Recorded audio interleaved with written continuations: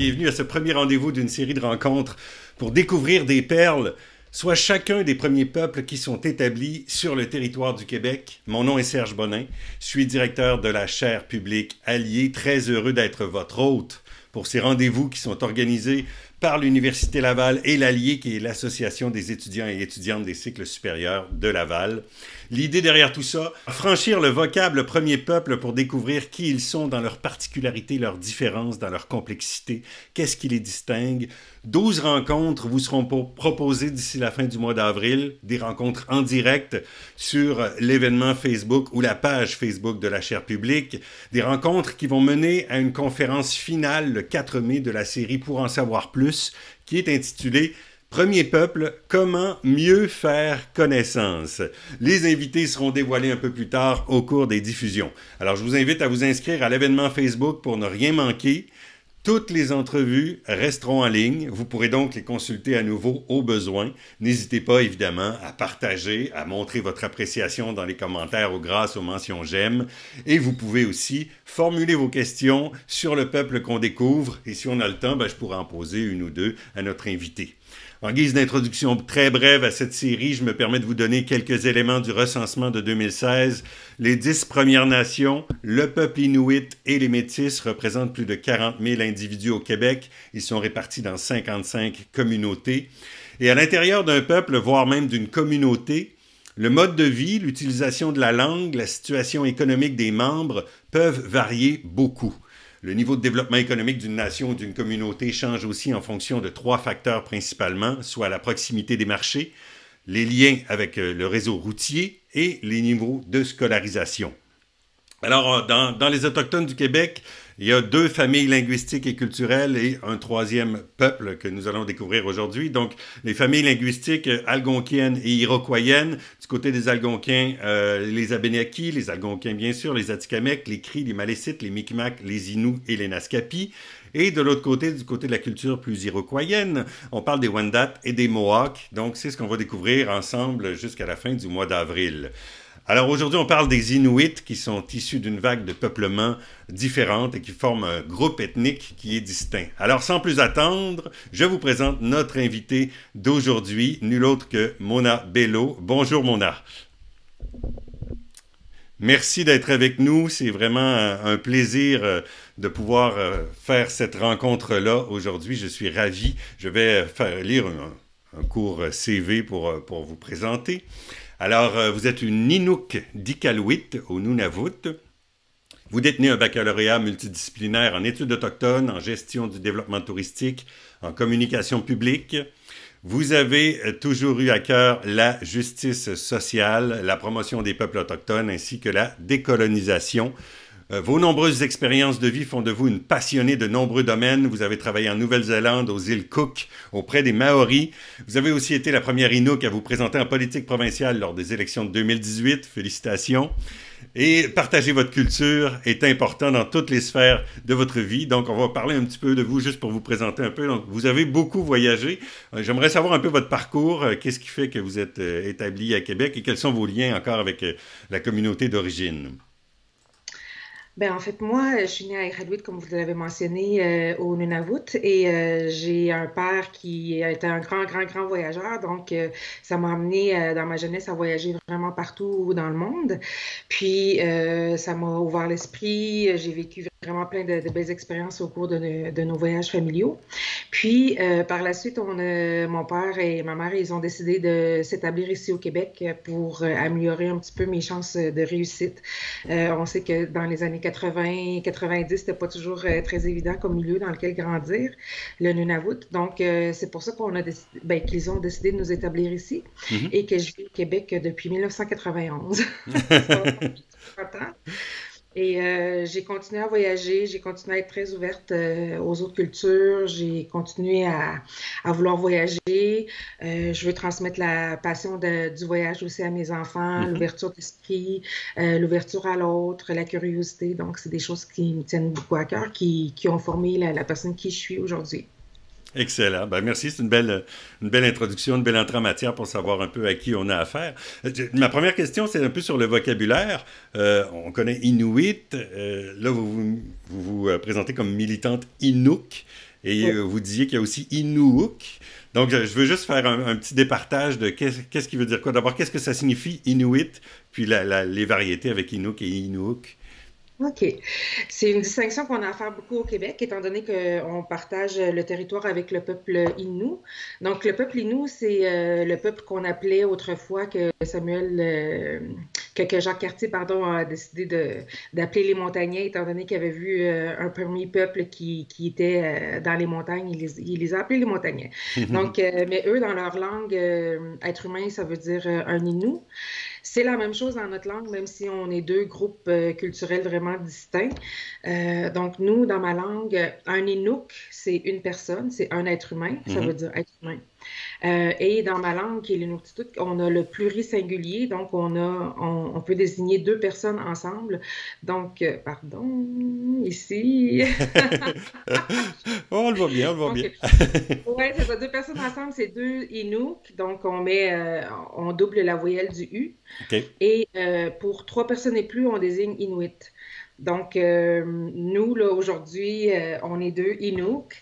C'est une particularité de notre langue que je trouve vraiment très intéressante. Et Mhm. puis, maintenant, c'est pour ça que je peux pas dire que je suis une femme Inuit. Ça sonne trop étrange à ma tête parce que c'est comme si je dis, je suis une femme, les êtres humains. Donc, moi, ça fonctionne pas dans ma tête. Mais l'Office de la langue française a maintenant décidé que le terme Inuit désigne notre peuple maintenant. Donc, c'est pour ça qu'on le voit des fois écrit au pluriel. OK. Mais c'est quelque chose que je trouve un petit peu étrange, mais C'est ça désigne francisé, en notre... fait. On le Oui, c'est ça, conjugue à la française, mais en exactement. réalité, dans votre langue, ça se conjugue pas, là. Non, non, c'est ça. Exactement. Donc, c'est ça la distinction, c'est que les Inuits sont des Premières Nations, ce qu'on appelle aussi parfois des Amérindiens, et nous, on est carrément un peuple à part, là. C'est Oui. ça, il y a la distinction aussi entre nation et peuple.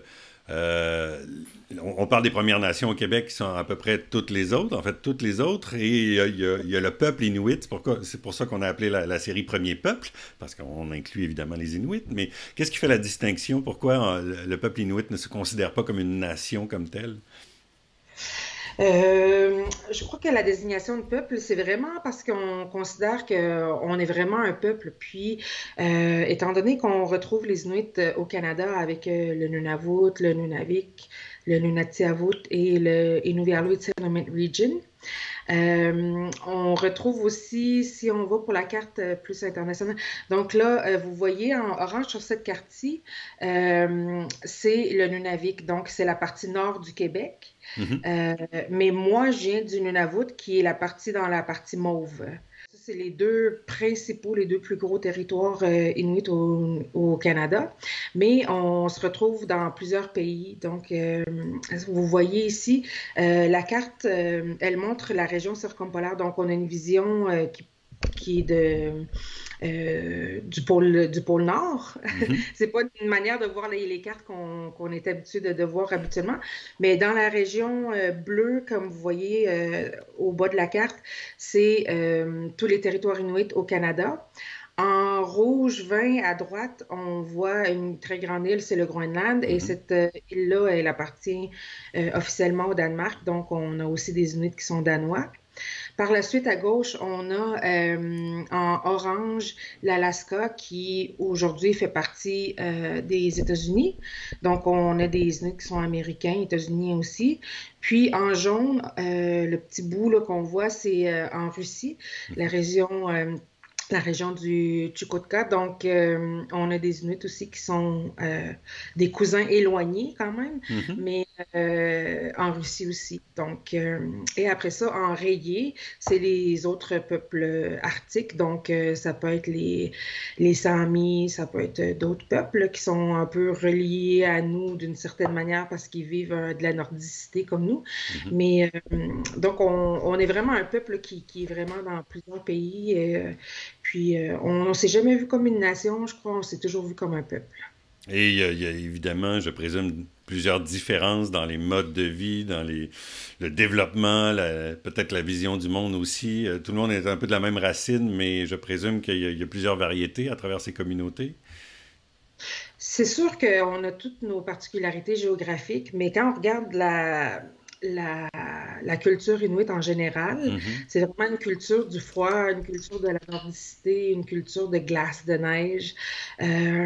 Et donc, nos cultures, elles sont assez, tu sais, même si on est un peuple et on est vraiment divisé, étendu sur plusieurs millions de kilomètres, on réussit quand même à se retrouver dans nos, tu sais, nos cosmologies, tu sais, notre culture elle reste assez semblable. mhm.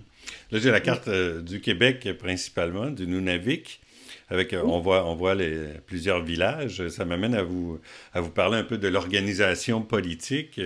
C'est un peu plus près de ce qu'on voit au Québec. En fait, il y a des maires dans chaque village ou des chefs. Ou comment ça fonctionne, en fait, l'organisation politique à l'intérieur de chacun de ces villages-là? oui, exactement. En fait, nous, les Inuits, on n'est pas régis par la loi sur les Indiens, qui est une loi fédérale, c'est cette loi-là qui a créé les réserves et différentes provisions comme ça. Par contre, nous, les Inuits, on a toujours été à part et au niveau politique, notre mode de vie politique, nos organisations politiques ressemblent plus un peu aux organisations qu'on a ici dans le sud du Canada. Donc, on a des maires, on a des villages, et ici, on voit la partie nord du Québec qui est le Nunavik, qui a 14 villages. On a des conseillers municipaux. Ce ne sont pas des réserves. Donc, on a comme un fonctionnement politique complètement à part. OK. J'avais une autre Oui. carte aussi qui montrait un peu plus au Canada comment c'était divisé, là, pour préciser. Donc, peut-être parler Oui, de chacune des régions, là. donc, si vous... moi, j'ai quelque chose de ludique. Une manière de ne pas froisser trop mes oreilles la prochaine fois que vous allez me parler. Oui.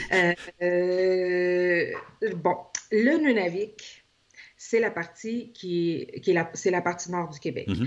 Donc, Nunavik, Québec, Nunavut, territoire. Donc, OK. notre territoire, c'est un des trois territoires un des trois territoires au Canada avec les territoires du Nord-Ouest. Donc, c'est une partie des territoires du Nord-Ouest qui s'est séparée Mhm. pour créer le Nunavut à l'est.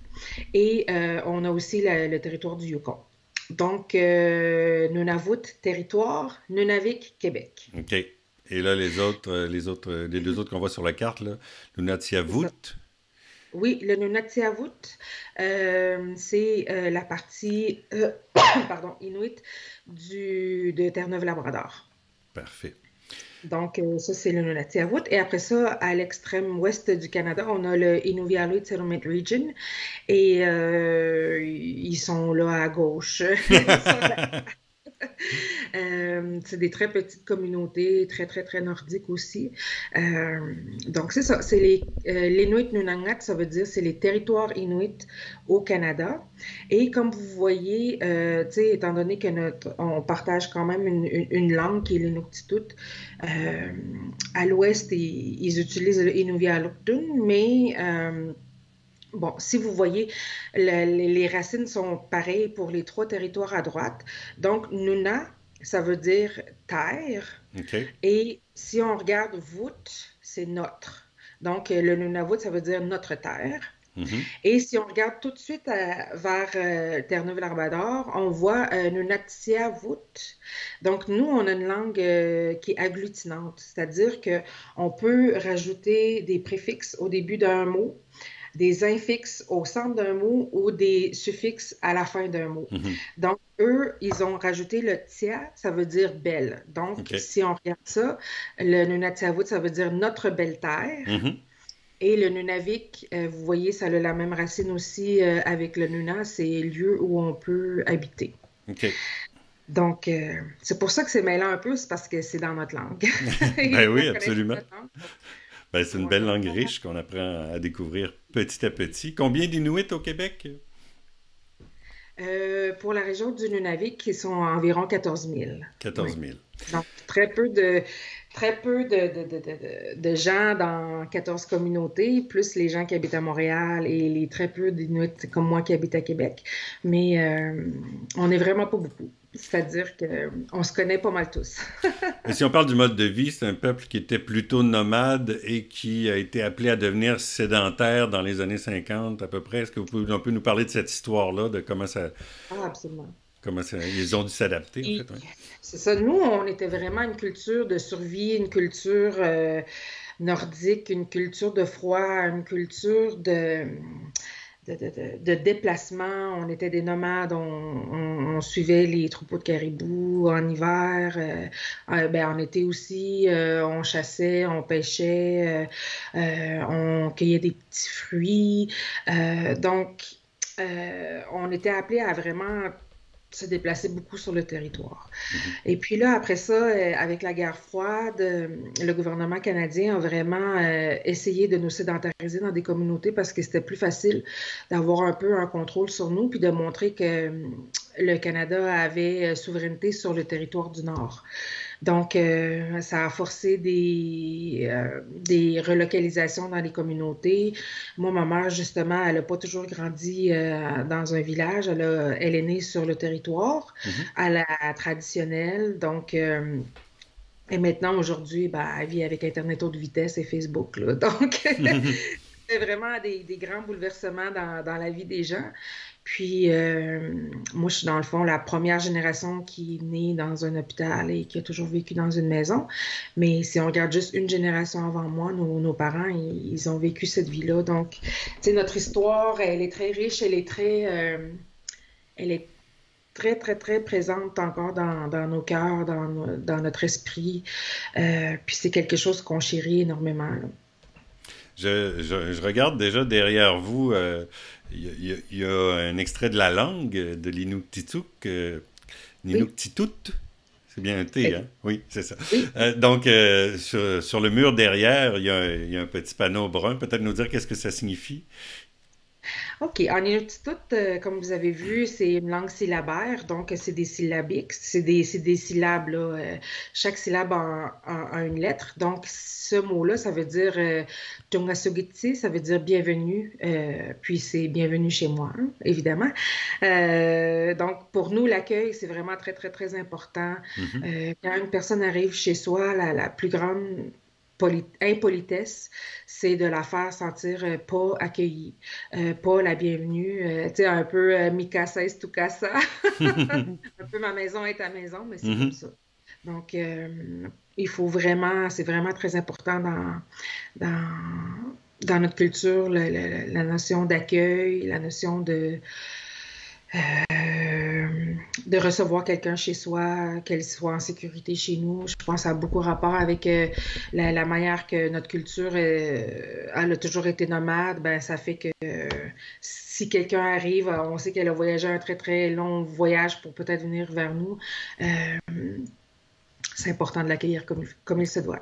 Absolument. Mais là, je vois les petites formes, les dessins. Chaque forme, dans le fond, c'est comme des syllabes, là. C'est ce que vous dites. C'est Oui, exactement, exactement. parfait.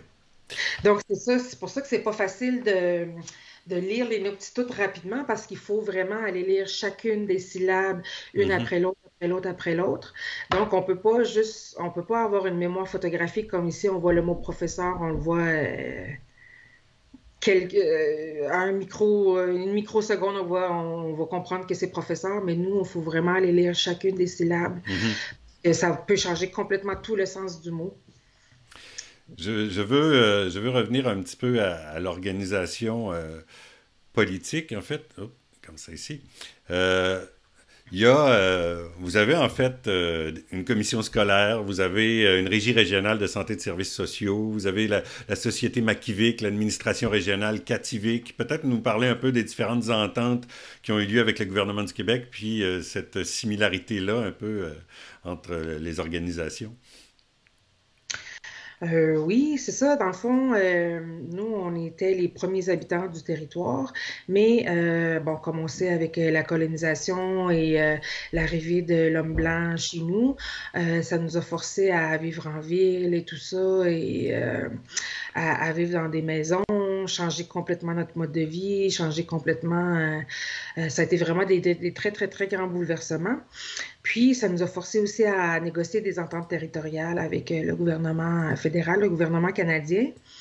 C'est sûr que si on avait à choisir, on serait encore libre sur nos territoires, puis ce serait encore...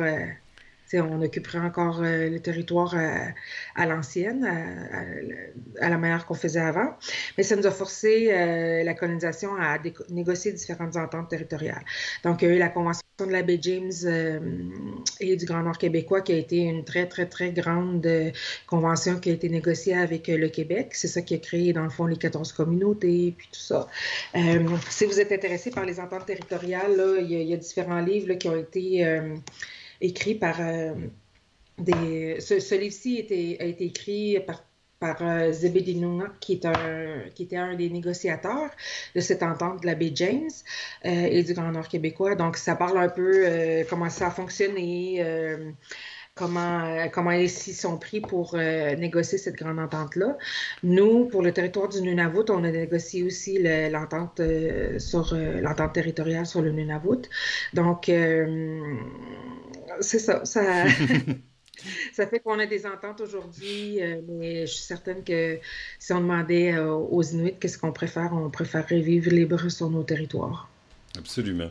On va basculer un petit peu du côté de la culture. Donc, je vais présenter un court extrait des fameux chants de gorge, puis on pourra s'en parler ensuite. Donc, voici.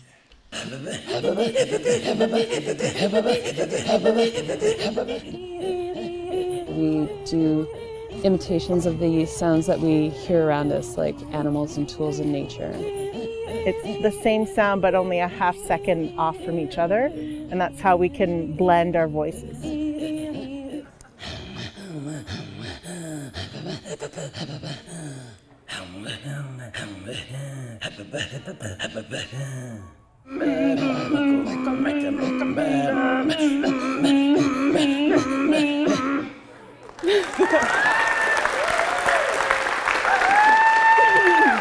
Voilà, ça donne un peu une idée du portrait de qu'est-ce que c'est un chant de gorge, imitation de sons d'animaux, de la nature, en rythme un peu décalé. Alors, parlez-nous un peu du chant de gorge. Qu'est-ce que ça signifie et à quel point c'est important dans la culture inuite?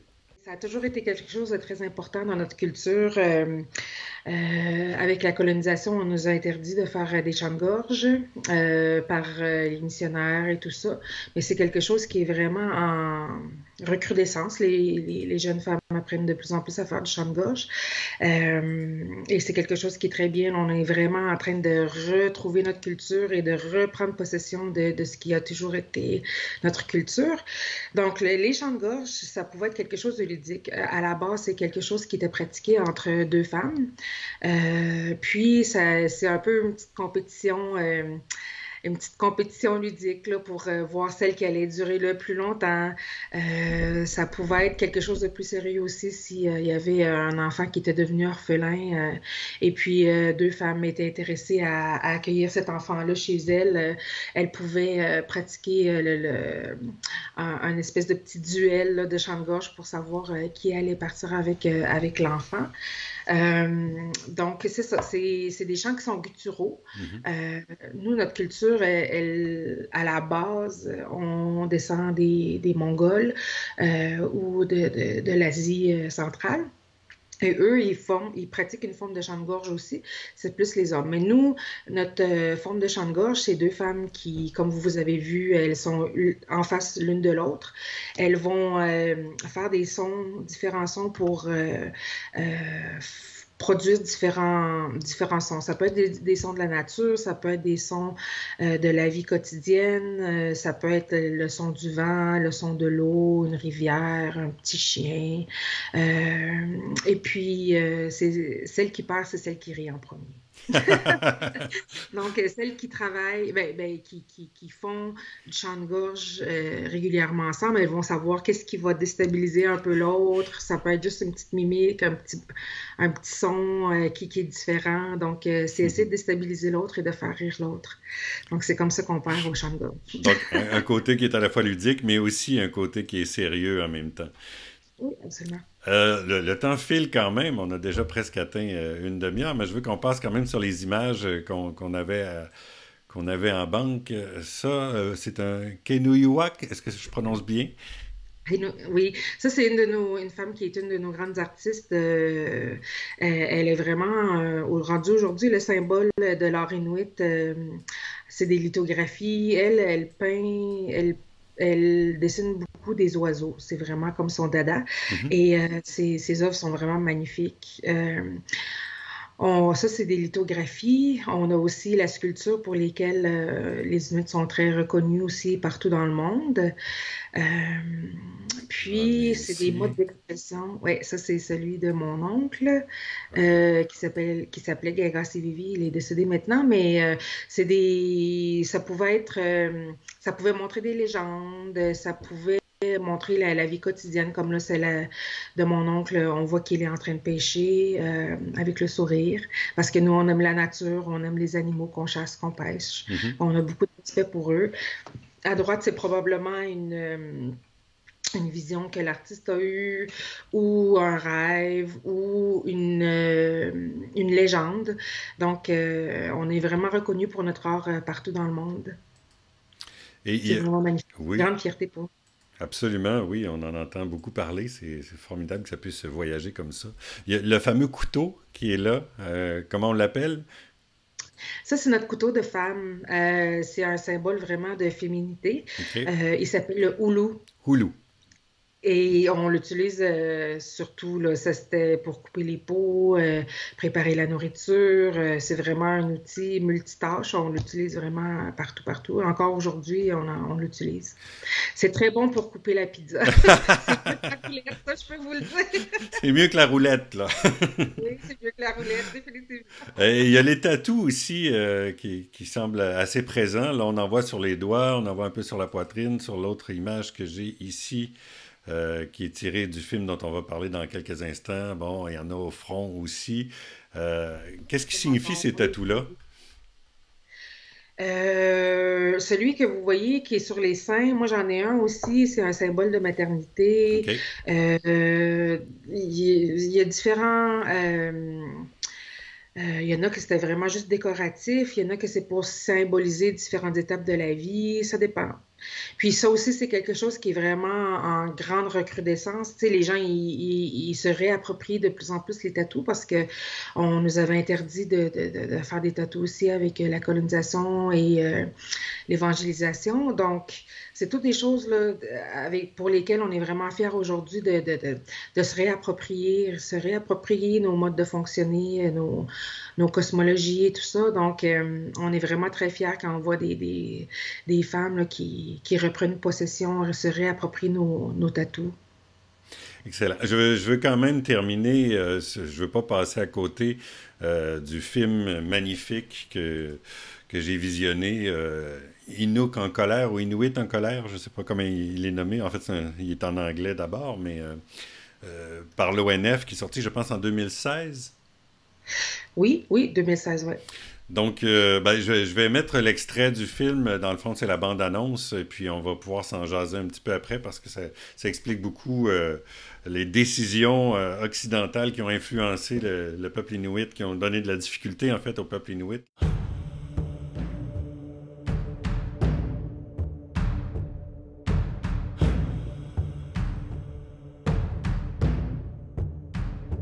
On parle beaucoup de la chasse au phoque, du phoque qui est vraiment central dans l'économie inuite. C'est difficile de se nourrir dans le Grand Nord, donc il n'y a pas énormément de ressources. Et le phoque est très central, est encore très central, mais euh, on y constate que le prix des pots a baissé, il y a eu un boycott, il y a eu vraiment beaucoup de difficultés du fait qu'on ne peut pas récupérer la peau, en faire des vêtements et tout ça. Là, c'est beaucoup plus difficile. Donc je vous laisse m'en parler un petit peu pour conclure cette entrevue. Ah, que dire? Que dire? Moi, j'ai trouvé le film très Que touchant, en dire? tout cas. Ouais. Ah oui, c'est un excellent film. Je vous recommande vraiment de l'écouter. En anglais, il s'appelle Angry Inuk. Mhm. En français, Inuk en colère, puis on peut le trouver sur le site de l'ONF. J'invite tout le monde à l'écouter, là. C'est vraiment un film important pour les Inuits parce que nous, en fait, tu sais, on vit sur ce territoire-ci depuis des temps immémoriaux. Donc, ça veut dire qu'on se rappelle même pas quand on est arrivé ici. C'est pas comme l'homme blanc qui est arrivé ici. C'est exactement c'est quel ancêtre qui est arrivé, à quelle date et tout. Nous, on vit ici, depuis des temps immémoriaux, on aime le territoire, on aime les animaux qu'on chasse. On les remercie toujours, on leur voue un très grand respect parce qu'ils nous nourrissent, ils nous habillent.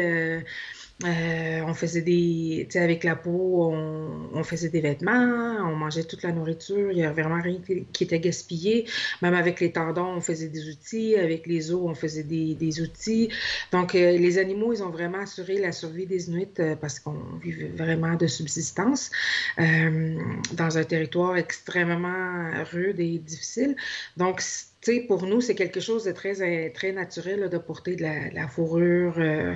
Et puis, il y a des gens qui connaissent mal notre culture, qui connaissent mal, tu sais, c'est le respect que les Inuits ont voulu aux animaux et tout ça, et qui ont vraiment fait des campagnes de propagande vraiment très, très, très intenses pour c'est notamment en Europe pour faire baisser la vente de fourrure, ne sachant pas que c'est quelque chose qui est très, très fait dans le respect et tout ça, Mhm. et par rapport à, tu sais, et aussi de façon traditionnelle. Donc, le prix des fourrures a vraiment diminué. Les gens n'étaient plus capables d'assurer leur subsistance avec ça. Et tu sais, nous, quand on pense que c'est des communautés qui ont été créées de toutes pièces par le gouvernement canadien, on n'a aucune raison. Tu sais, des fois, on n'a aucune raison de s'être établi. On n'aurait eu aucune raison de s'être établi à un certain endroit, mais le gouvernement a décidé, bon, ben, c'est là qu'ils vont vivre et tout. Mhm. On n'a pas de manufacture, on n'a pas de grande industrie, on vit vraiment de la chasse et de la pêche. Et maintenant aussi de l'administration par rapport à l'administration du gouvernement et tout ça. Mais il y a encore des chasseurs qui souhaitent vendre leur peau et tout ça. Et avec les embargos là, américains contre la fourrure de phoque, ça a fait que les gens ont vraiment vécu beaucoup de misère, là, encore plus depuis les dernières années, parce qu'ils n'ont plus été capables de vendre le produit de leur chasse. Donc, Mhm. c'est quelque chose qui est vraiment dommage, mais ça donne une bonne incursion, ce film-là aussi, sur les valeurs des Inuits, sur notre culture. Et donc, ça parle pas juste de chasse aux phoques, c'est l'histoire centrale. Ben, l'idée centrale, c'est autour de la chasse aux phoques, mais on apprend beaucoup sur la culture inuite aussi. Donc, je vous invite vraiment à l'écouter. Absolument. Ben, on va conclure là-dessus. On a déjà dépassé notre demi-heure qu'on avait prévue ensemble. Mais merci pour ce plaidoyer politique final. Je vais vous faire part de ma conclusion, n'est-ce pas? Merci d'avoir été avec nous. Merci, Mona Bello, de cette grande générosité aujourd'hui. Je vous rappelle, c'est le premier d'une série d'échanges avec des représentants des premiers peuples au Québec. Beaucoup de rendez-vous sont au programme d'ici la fin du mois d'avril. Tout ce parcours va nous mener au 4 mai, conférence finale pour en savoir plus. Premier peuple, comment mieux faire connaissance? Inscrivez-vous à notre événement Facebook pour ne rien manquer en passant par la page de la Chaire publique alliée. Merci d'avoir été des nôtres. Le contenu, bien sûr, demeure en ligne. Vous pouvez le réécouter, le partager. Mon nom est Serge Bonin, je suis le directeur de la Chaire publique alliée. Au nom de l'Université Laval et de l'Allier, je vous remercie de votre présence. On se revoit très bientôt pour découvrir une nouvelle perle. Alors, Mona, merci encore d'avoir été des nôtres et merci à tous. Merci.